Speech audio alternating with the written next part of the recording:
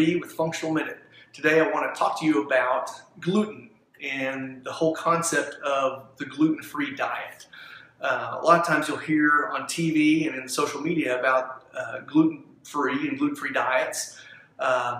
There's some misconception today about whether the gluten-free diet is some kind of fad.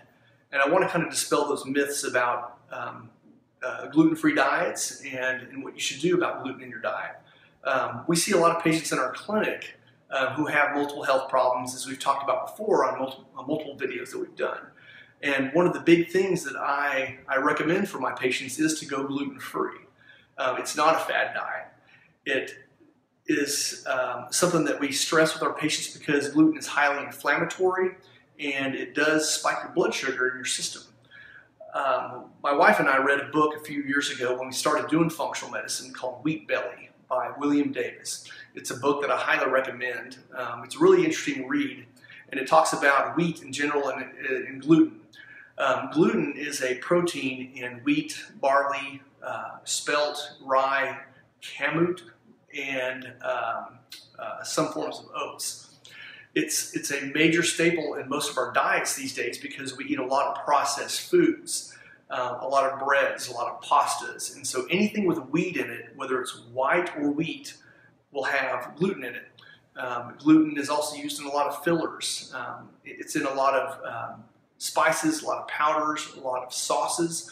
So we're constantly being exposed to gluten on a consistent basis.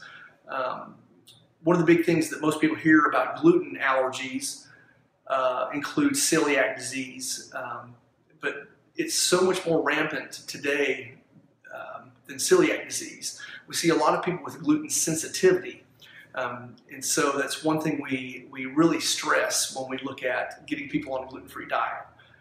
Gluten sensitivity typically is a delayed response. You can have headaches, mood fluctuations, joint and muscle pain, fatigue, visual changes, and of course gastrointestinal upset. Most of our patients who come in, we see a lot of these symptoms, whether it be from any kind of chronic disease they've been diagnosed in the past. So I really want to stress that gluten-free diet is not a fad. There is a lot of science and a lot of big journals that support the gluten-free eating plan. Typically, what I tell patients are whether or not you test positive for any kind of gluten allergy. Gluten typically will get into your system when you take it and gets down into your intestines. And what it does is it makes your intestines more porous.